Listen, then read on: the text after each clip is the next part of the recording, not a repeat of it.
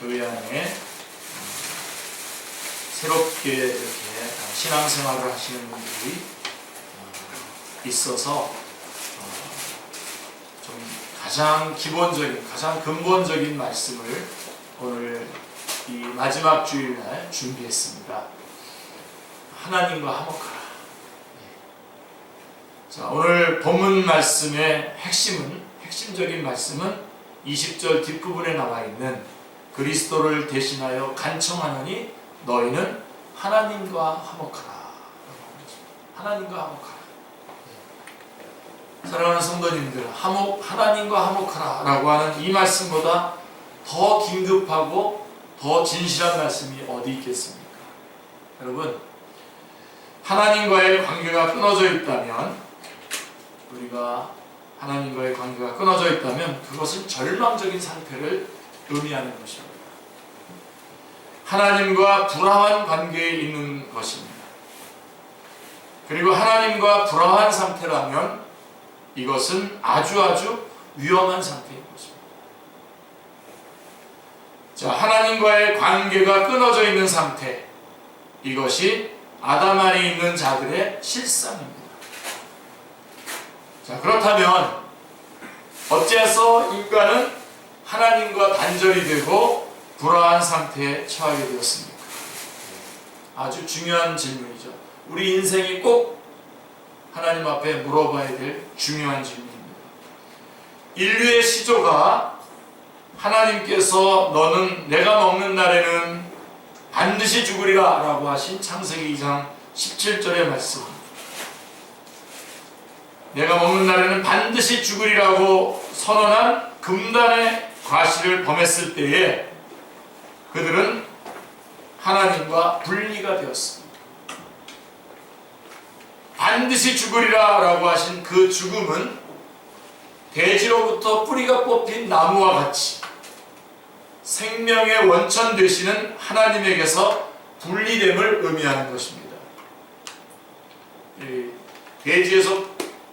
대지에서 나무가 뿌리가 뽑혔다라고 하는 것은 이제 죽는다는 뜻 아니겠습니까? 그래서 범죄했을 때에 이것은 마치 대지에서 그 나무가 뿌리가 뽑힌 나무와 같이 생명의 원천 되시는 하나님에게서부터 분리가 된 것을 의미하는 것입니다. 육체와 영혼의 분리가 육신의 죽음이라고 한다면 하나님과의 분리는 영적인 죽음이라고 말할 수 있습니다. 하나님은 맨 처음부터 우리로 하여금 하나님을 의존하는 자로 부르셨습니다. 그래서 우리는 하나님을 의존해야 하나님의 공급하시는 힘과 능력과 지혜로 그 모든 것으로 살아갈 수 있도록 만들어진 존재인데, 죄로 말미암아 하나님과의 관계가 깨지게 된 것입니다. 그래서 대지에서 뿌리가 뽑힌 나무와 같이 되어버린 것이죠. 그래서 하나님과 불화한 관계가 된 것이고, 이것은 성경적인 죽음을 간단하게 좀 정리를 해드린다면 첫 번째 단계, 성경에서 말하는 첫 번째 단계의 죽음은 영적 죽음입니다. 하나님과의 분리죠. 에베소서 2장 1절부터 3절 말씀에 잘 나와 있습니다. 조금 전에 비유한 것처럼 나무에 비유한다면 나무가 대지에서 뿌리가 뽑힌 상태를 비유할 수 있겠습니다. 이 현상은 언제 일어났습니까? 아담과 하와가 선악과를 따먹은 후에 바로 생겨났습니다. 창세기 3장 8절 23절에 보면 바로 그러한 하나님과의 분리된 상태에 놓여있는, 전에는 하나님과 가깝게 지냈는데 하나님을 두려워해서 숨는 그러한 모습을 보게 됩니다. 이게 바로 영적 죽음입니다. 성경에서 말하는 죽음의 1단계입니다. 하나님과 분리되는 것입니다. 그리고 성경에서 말하는 죽음의 두 번째 단계는 뭐냐면 육적인 죽음입니다. 정신과 육체가 분리가 되는 것입니다. 히브리서 9장 27절에 나와 있는 말씀처럼 한 번 죽는 것은 사람에게 정하신 것이요 라고 했을 때에 바로 그 죽음을 말하는 것입니다. 나무로 비유한다면 뿌리가 뽑힌 나무가 그 다음에 어떻게 됩니까? 바짝바짝 말라 비틀어져 가죠. 그거를 말할 수가 있습니다. 그래서 성경은 이렇게 해서 육체의 나무가 뿌리가 뽑힌 상태로 말라 비틀어져 가는 정신과 육체가 분리되어서 이렇게 죽어가는 이 죽음을 첫째 사망이라고 말하고 있습니다. 영적 죽음, 그 다음에 육적 죽음이 바로 이제 첫째 사망이라고 성경은 말하고 있습니다. 그리고 또 있습니다. 죽음이 세 번째 단계가 전인적인 죽음이다. 온전히 이제는 천국과 지옥으로 분리가 되는 것입니다. 마치 나무로 비유한다면 뿌리가 뽑힌 나무가 말라 비틀어져서 아궁이에 들어가는 것과 같은 그러한 상태라고 보면 돼요. 이것을 우리는 성경에서는 또 둘째 사망이라고 말하고 있습니다.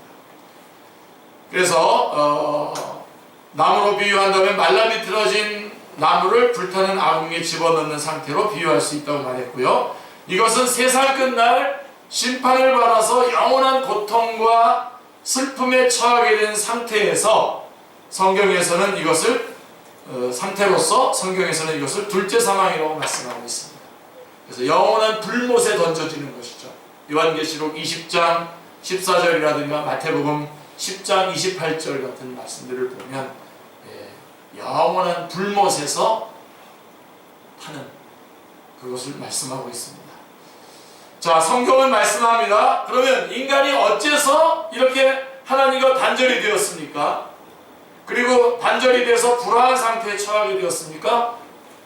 하나님과의 언약을 어겼기 때문인데요. 이것을 성경은 뭐라고 얘기하냐면 이사야서 59장 1절 2절 말씀은 이렇게 말씀하고 있습니다. 여호와의 손이 짧아서 구원하지 못하심도 아니요 귀가 둔하여 듣지 못하심도 아니라 오직 너의 죄악이 너희와 너희 하나님 사이를 갈라놓았고 이렇게 말씀합니다. 너희 죄악이 너희와 너희의 하나님 사이를 갈라놓았다라고 말씀하고 있습니다. 너희 죄가 그의 얼굴을 가리워서 너희에게서 듣지 않게 하심이라 라고 말씀하고 있습니다. 오직 너희 죄악이 너희와 너희 하나님 사이를 갈라놓았다라고 말씀하고 있습니다. 사이를 갈라놓았다라고 하는 이 끊어짐은 중도에 어떻게 하다가 그렇게 된 것이 아닙니다. 인류의 시조인 아담과 그 후예들은 태어날 때부터 하나님과 끊어진 상태에서 태어나게 되는 것입니다.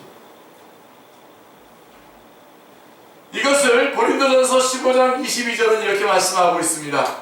아담 안에서 모든 사람이 죽은 것 같이 라고 말씀하고 있는 것입니다. 이것을 성경은 원죄라고 말씀하고 있습니다. 모든 인간은 원죄하에서 태어납니다. 하나님과 불화한 상태에서 태어나는 것입니다.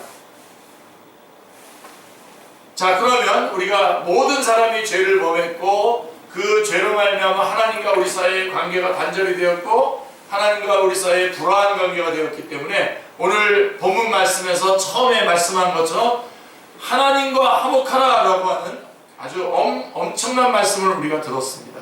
자, 그러면 우리가 이것 제일 중요합니다. 그렇죠? 우리 인간에게 있어서 가장 중요한 것은 불화한 상태에 있는 하나님과 불화한 상태에 있는 우리가 하나님과 화목하게 되는 것이 가장 중요한데, 자, 그 화목이 깨진 이유가 뭐라고요? 하나님 언약을 어겼기 때문에, 죄인이었기 때문에 그렇다.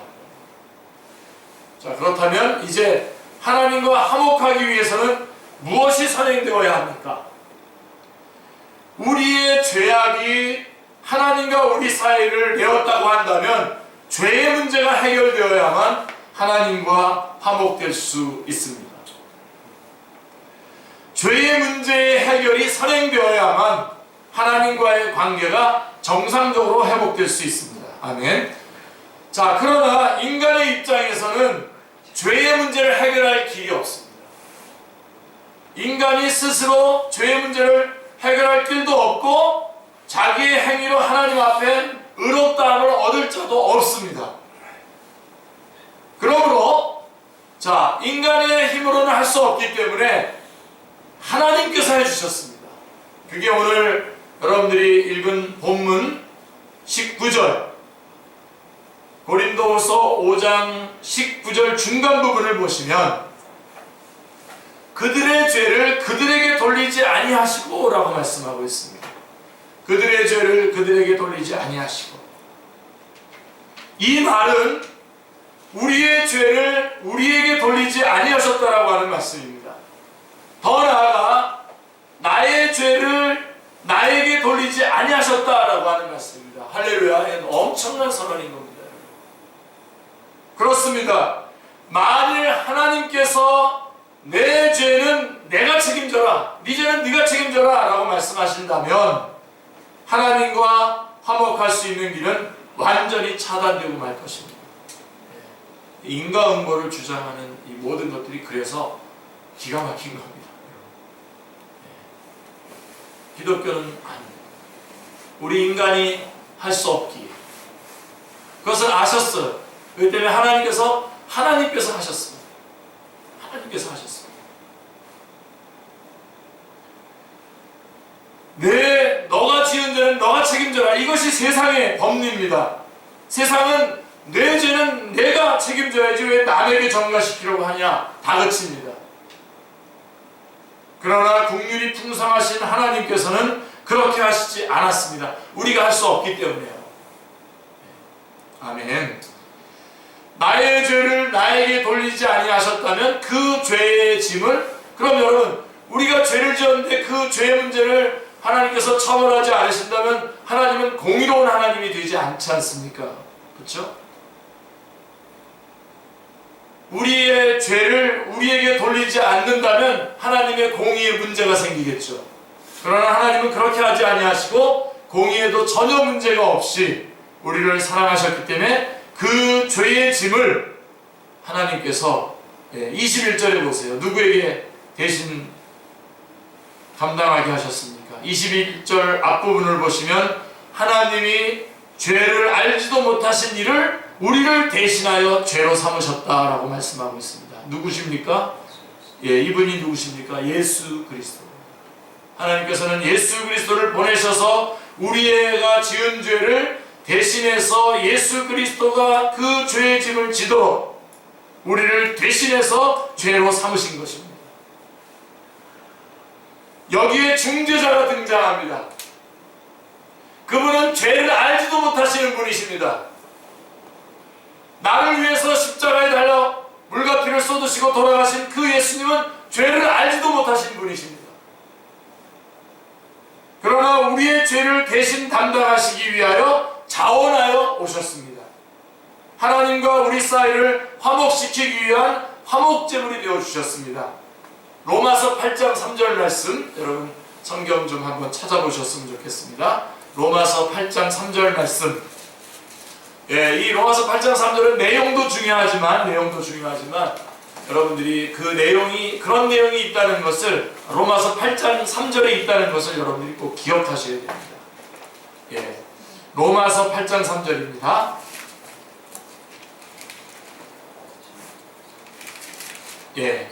하나님은 하시나니 곧 죄로 말미암아 자기 아들을 죄 있는 육신의 모양으로 보내어 육신의 죄를 정하셨다라고 말씀하고 있습니다.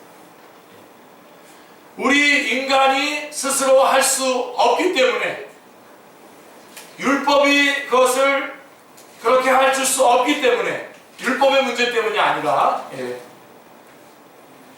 그렇게 해줄 수 없기 때문에 로마서 8장 3절은 하나님은 하시나니 곧 죄로 말미암아 자기의 아들을 죄 있는 육신의 모양으로 보내어 육신의 죄를 정하셨다고 말씀하고 있습니다.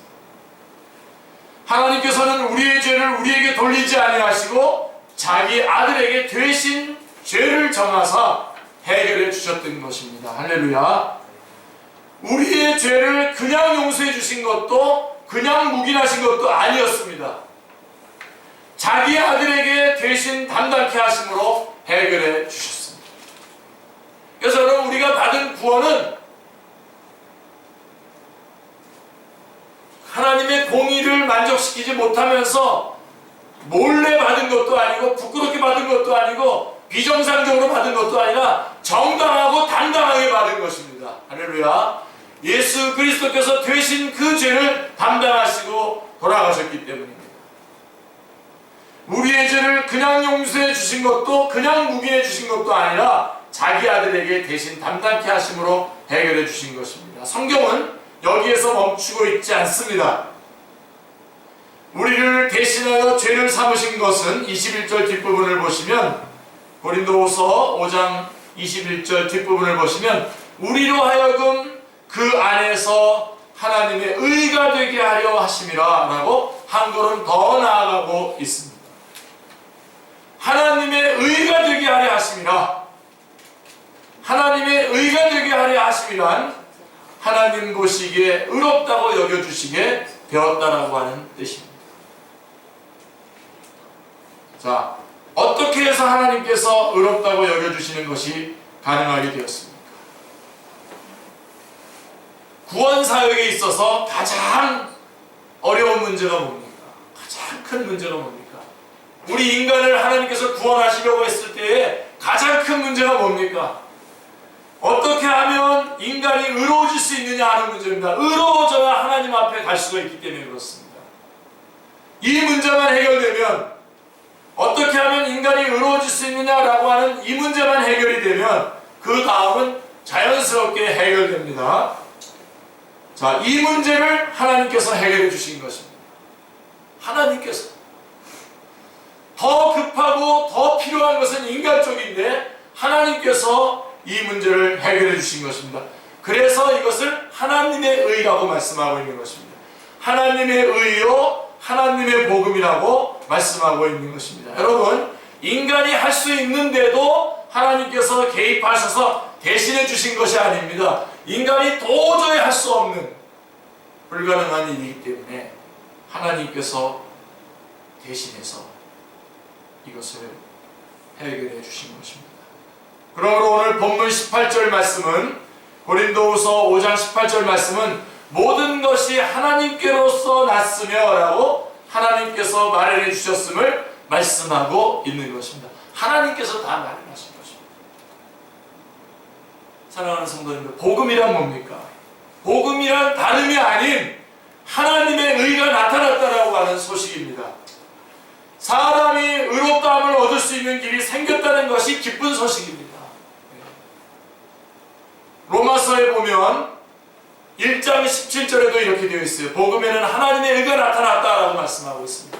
그리고 로마서 3장 21절에도 그러나 이제는 율법 외에 하나님의 한 의가 나타났다라고 말씀하고 있습니다.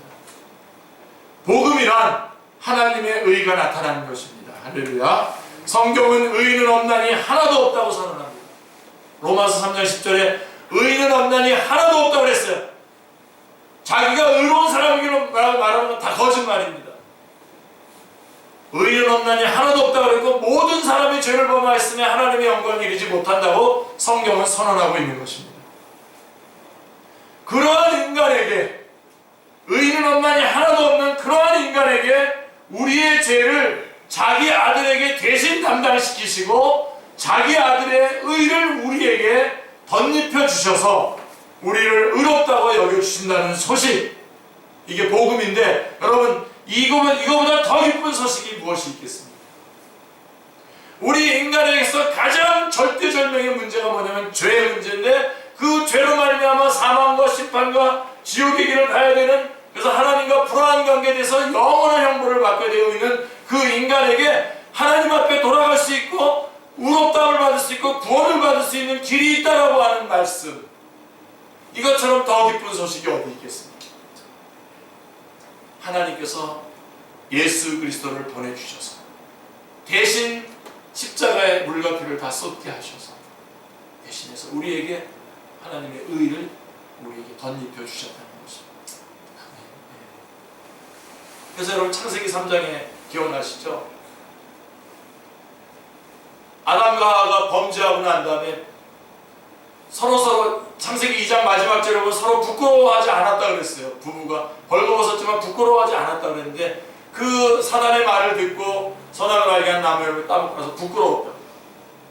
그래서 서로 나무잎을, 무화과 나무잎을 가져다가 부끄러운 부분을 가려. 여러분 태양이 비치면 따르르 말려 올라가잖아요. 또 부끄럽잖아요. 그러니까 또 서로 계속해서 이걸 가리려고 했단 말이에요. 그래서 하나님께서 어떻게 하셨습니까? 가죽으로 김남씨는 가죽으로 이것을 해결했다. 여러분, 가죽나무는 없죠. 가죽나무는 없습니다. 가죽은 어떤 동물이 죽어야만 됩니다. 아무런 잘못이 없는 동물이 대신해서 죽은 겁니다. 그래서 그 가죽으로 이 부끄러운 부분을 우리의 죄를 덮어주셨단 말이에요. 바로 그 동물이 뭘 예표하고 있는 겁니까? 바로 예수 그리스도께서 십자가에 달려 돌아가심으로 말미암아 우리의 모든 죄를 덮어주시는 그것을 예표하고 있는 것입니다. 할렐루야. 성경은 다 이 얘기입니다. 예수 그리스도께서 우리의 죄를 용서해 주시고 우리의 부끄러운 부분을 가려주는 겁니다. 여러분, 여기 화목하라 그랬잖아요. 하나님과 화목하라 그랬습니다. 우리는 하나님과 화목한 자입니다. 화목해졌습니다. 하나님, 예수 그리스도로 말미암아. 근데 지금 이 고린도후서에 있는 이 고린도의 사람들, 이미 이런 말씀을 다 알고 있는 사람들입니다. 왜 이 말을 또 했겠습니까? 지금 교회 안에서 화목하지 못했던 거예요. 사람들 안에서 화목하지 못했던 거예요. 그래서 이 화목하라고 하는 이 말씀을 말씀해 줌으로써 너희가 어떻게 해서 하나님과 화목하게 됐는데 너희가 서로 이렇게 물고 뜯고 문제가 돼서 이렇게 살아가고 있느냐라고 말씀하고 있는 거죠. 여러분, 사랑은 허다한 죄를 덮는다 그랬어요. 허다한 허물을 덮는 겁니다. 그게 사랑입니다. 잘 알고 많이 알고 있다고 똑똑하다고 다 들춰내는 게 사랑이 아니라 사랑은 덮어주는 거예요. 우리 주님께서 바로 그렇게 우리의 모든 죄를 다 덮어주시고 용서해 주시기 위해서 화목제물로 우리 가운데 오신 겁니다. 그래서 그는 십자가에서 그 온몸이 다 터지면서 그 피가 터져나가면서 하나님과 우리 사이의 불화한 관계를 화목한 관계로 맺어주신 것입니다. 여러분, 이거보다 더 기쁜 소식이 어디 있습니까? 하나님께서는 어찌하여 이러한 방법을 취하셨습니까? 로마서 3장 26절 말씀에 보면 곧 이때에 자기의 의로우심을 나타내서 자기도 의로우시며 또한 그를 예수 믿는 자를 의롭다 하려 하심이라. 자, 왜 화목제물로 하셨습니까? 그냥 용서해 주시면 안 됩니까? 왜 예수님이 대신 죽어야 됩니까? 하나님은 공의 하나님입니다. 하나님은 의로운 하나님이기 때문에 우리에게 율법을 주시고 그 말씀대로 살아가지 않으면 처벌을 하시게 되어 있습니다. 그게 하나님의 공의입니다. 그러나 죄를 지었는데도 처벌하지 않은 상태로 계속 지나가고 있었다가 예수 그리스도께서 대신해서 죽으심으로 말미암아 우리 모든 인류의 죄를 다 예수 그리스도에게 다 짊어지게 해서 죽이심으로써 하나님도 공의로우신 분이라고 하는 것이 드러났고, 그래서 그 안에서 우리도 의롭다함을 얻게 되었다라고 하는 것입니다. 이게 그래서 화목제물이라고 하는 방법으로 예수 그리스도를 우리 가운데 보내주신 것입니다. 여러분, 여기 한 재판관이 있다고 생각해 보십시오. 자, 이 재판관이 있는데 자기 자식이라고 해서 그가 범한 죄를 덮어준다면 이 재판관은 불의한 재판관이 되는 거죠. 여러분, 우리 하나님은 불의한 재판관이 아닙니다. 우리의 모든 죄의 문제를 처벌하시고 우리의 죄를 다 덮어주시고 우리를 구원해 주시면서 그 죄를 누구를 대신 처벌하셨냐면 당신의 아들, 죄를 알지도 못하신 예수 그리스도 당신의 아들을 죽이신 것입니다. 여러분, 이렇게 불의한 재판관이 있는데 하물며 의로우신 재판장 되시는 하나님께서 그렇게 하시겠습니까? 죄의 문제를 처리하지 아니하시고 우리를 구원해 주실 수 있겠습니까? 그런 재판장이시겠습니까? 우리 하나님께서. 하나님께서는 자기 아들을 화목제물로 대속제물로 내주셨습니다. 인간을 의롭다고 여겨주셔서 화목해 하여 주시는 일은 하나님의 의로우심에 손상을 입으시면서 해주신 일이 아니란 말입니다. 이러한 방법으로 제 문제를 처리해 주심으로써 하나님의 공의에 손상됨이 없이 하나님은 공의로우시면서 또 예수를 믿는 사람들은 의롭다함을 얻는 가죽옷으로 그 부끄러운 부분을 가리움받는 것과 같은 것을 여러분 생각하십니다. 그렇게 우리를 의롭다고 인정해 주신 것입니다. 그것이 가능하게 된 것입니다. 자, 그렇다면 하나님께서 마련해 주신 하나님의 의는 어떻게 받을 수 있습니까? 하나님께서 이 의를 만들어 주시고 이제 우리가 그것을 우리에게 주셔야 되는데 우리는 그것을 어떻게 받아야 됩니까? 뭐 돈을 내고 받습니까? 아니면 교회에 열심히 출석해서 받습니까? 아니면 무슨 뭐 어떤 공연을 해서 쇼를 하면서 보여주면 그것 때문에 받을 수 있습니까? 돈으로 합니까? 아니죠.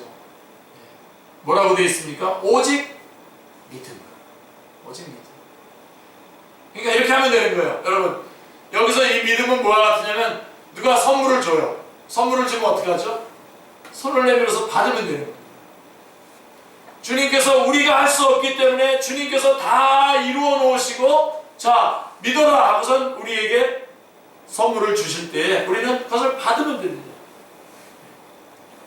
에베소서 2장 8절 너희가 믿음으로 2장 8절에 보면 우리가 한 것이 아니기 때문에 하나님의 선물이라고 말씀하고 있습니다.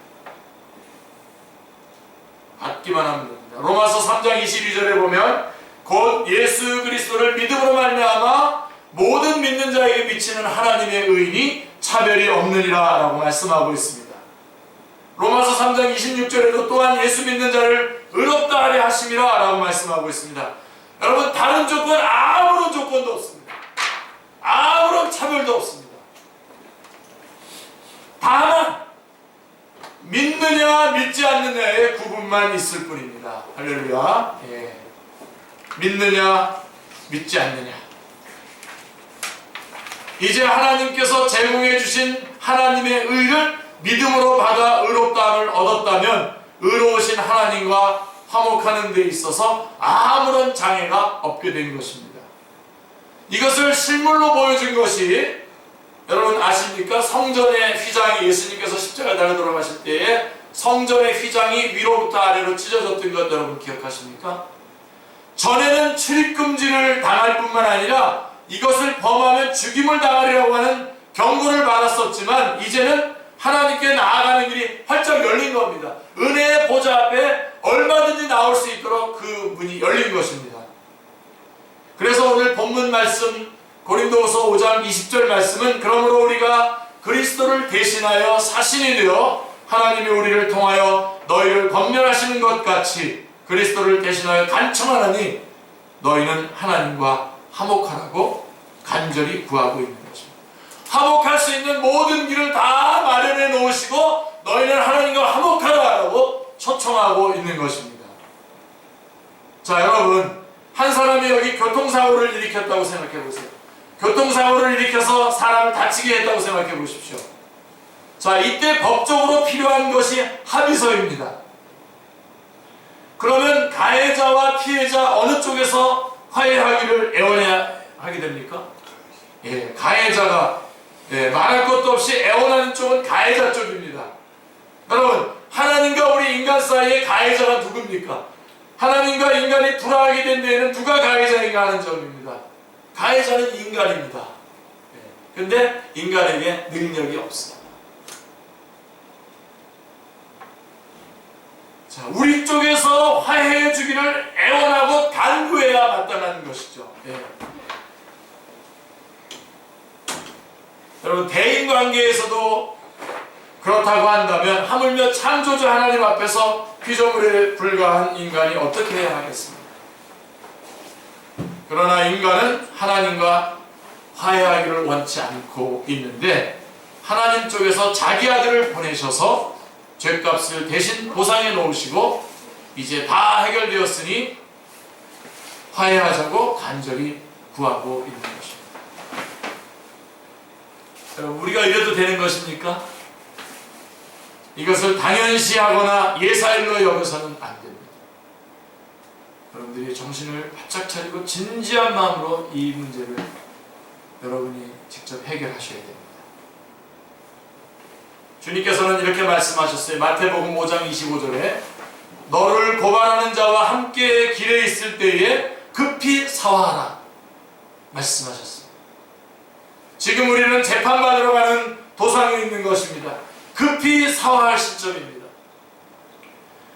그래도 너희는 하나님과 화목하라고 하는 말씀에 대해서 무관심하거나 나는 하나님과 화목할 만한 자격이 없어요 라고 주저하고 있다면 그것은 겸손이 아니라 불신앙입니다. 속히 이 시간 네 믿습니다. 나를 위해서 주님께서 나를 위해서 십자가에서 물가시고 내가 나의 죄를 용서해 주셔서 감사합니다. 이 예수님을 제가 제 마음의 주님으로 모십니다. 구주로 모십니다. 여러분 마음을 열고 이 예수님을 구주로 영접하셔야 됩니다. 왜 이렇게 시급합니까? 왜 이것이 이렇게 우리가 오늘 이 시간 당장 하나님과 화목하지 않으면 안 되는 이유가 뭡니까? 왜 이렇게 시급합니까? 왜 이렇게 긴급합니까? 거기 여러분 고린도후서 5장 1절 말씀해 보세요. 뭐라고 되어 있습니까?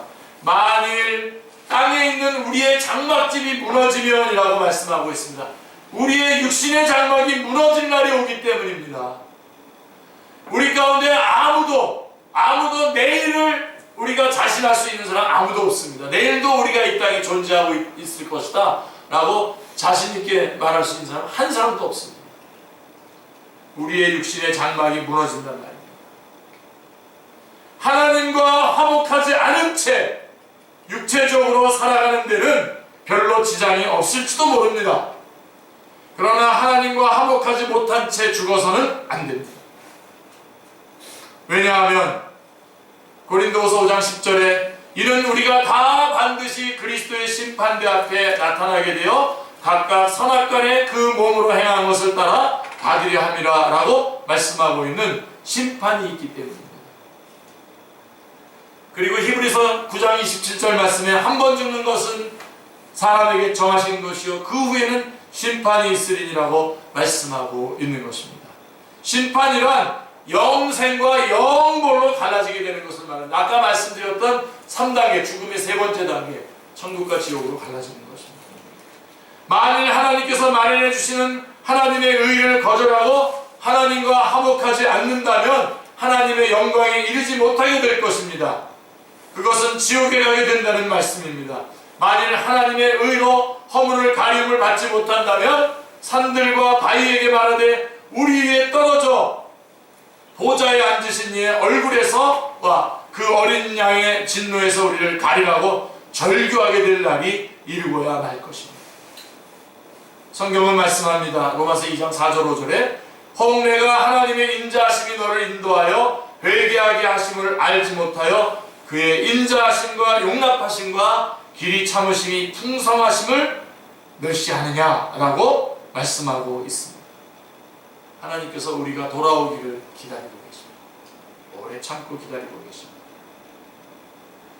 사도 바울은 어째서 고린도 성도들을 향해서 그리스도를 대신하여 간청하느니 너희는 하나님과 화목하라고 말씀하고 있습니까? 조금 전에도 제가 말씀드렸던 것처럼 고린도 성도들은요 이미 하나님과 화목한 관계에 있는 사람들입니다. 마치 여러분 우리 축제교회 성도들과 마찬가지입니다. 그들은 언변과 모든 지식에 풍족하고 모든 은사에 부족함이 없는 자들입니다. 그럼에도 불구하고 하나님과 화목하라고 이렇게 말씀하고 있는 것은 그들 상호간에 분쟁이 있을 뿐만 아니라 예수 그리스도의 사신으로 보내심을 받은 사도 바울과의 관계가 불편한 관계였기 때문으로 여겨집니다. 주님의 비유 중에 1만 달란트를 탕감받은 자가 자신에게 100데나리온 빚진 동관 하나를 만나 붙들어서 목을 잡고 옥에 가뒀다는 이야기가 있습니다. 1만 달란트는요 어마어마한 금액이야. 셀 수 없는 금액. 하루 노동하는 노동 품삯을 5만 원으로 한다고 하고 한 3조가 되는 어마어마한 금액. 그런 어마어마한 금액을 탕감받은 사람이 100데나리온, 이 갚을 수 있는 금액입니다.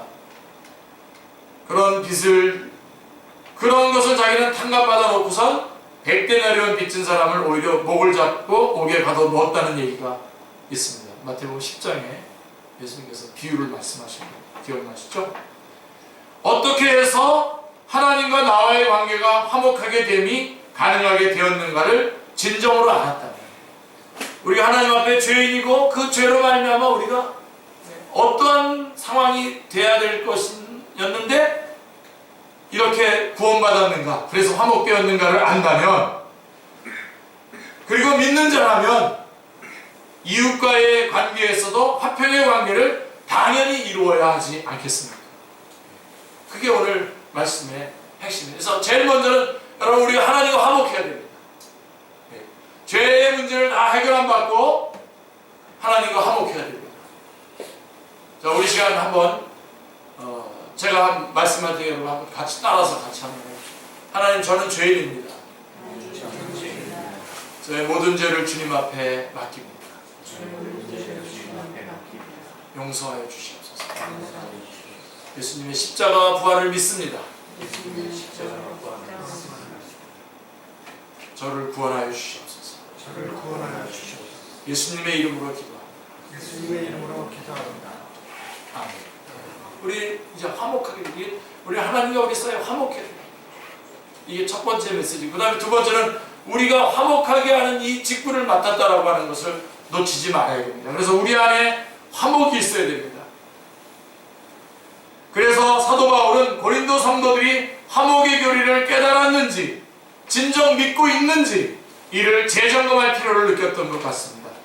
요한일서 4장 20절을 보시면, 누구든지 하나님을 사랑하노라 하고 그 형제를 미워하며 이는 거짓말하는 자니 보는 바 그 형제를 사랑하지 아니하는 자는 보지 못하는 바 하나님을 사랑할 수 없느니라. 오늘 말씀은 우리를 나와 하나님과의 관계에서의 화목에서 나와 이웃과의 관계에서의 화목으로 연결시켜 줍니다. 나 자신과 목회자와의 관계, 성도와의 관계, 이웃과의 관계, 가족과의 관계가 어떠한가를 점검하게 합니다. 하나님과 진정으로 화목한 자는 이웃과의 관계에서도 화목하는 자입니다. 아멘. 예. 또한 화목하도록 그리스도를 대신하여 간구하는 자입니다. 자, 오늘 본문에 보시면 18절, 19절에 보시면 우리를 자기와 화목하게 하시고 또 우리에게 화목하게 하는 직분을 주시고 화목하게 하는 말씀을 우리에게 부탁하셨느니라고 말씀하고 있습니다. 교회 내에 여러 가지 직분이 있다고 하더라도요, 이거 다 중요한 직분이겠지만 우리에게 가장 중요한 직분, 그리고 우리 모든 사람에게 공통적으로 주어진 직책이 있습니다. 화목해 하는 직책입니다. 잊지 마시길 바랍니다. 화목해 하는 직책. 주에게 부탁하신 일 천사도 흠모하겠네. 화목해 하라신 구주의 말씀을 온 세상 널리 전하세. 바로 그 화목해 하라는, 내가 하나님과 화목하게 됐을 뿐만 아니라 온 세상 사람들이 다 하나님과 화목하게 되도록, 그래서 그러한 것을 잘 전하기 위해서 우리가 성도들 안에서 화목해야 됩니다. 나 자신과에 대해서 우리가 어떻게 해서 구원받았는데, 어떻게 해서 화목하게 되었는데 우리가 서로 화목하지 않을 수 있겠습니까? 그 말씀을 오늘 고린도후서 5장 18절로 21절은 우리에게 말씀해주고 있는 것입니다. 우리는 화목하게 하는 직책을 받아가지고 있음을 절대로 잊지 마시기를 기도합니다. 말씀을 받은 사역자들에게 최우선적으로 부탁하신 말씀이 화목하게 하는 말씀을 우리에게 부탁하셨느니라고 말씀하고 있습니다. 자, 20절 말씀을 읽고 마치겠습니다. 그러므로 우리가 그리스도를 대신하여 사신이 되어 하나님이 우리를 통하여 너희를 권면하시는 것 같이 그리스도를 대신하여 간청하느니 너희는 하나님과 화목하라. 아멘. 하나님과 화목한, 승리하는, 하나님과 화목하여 승리하는 삶을 출발하시는 여러분 다 되시기를 주님의 이름으로 축원합니다. 기도하겠습니다. 하나님,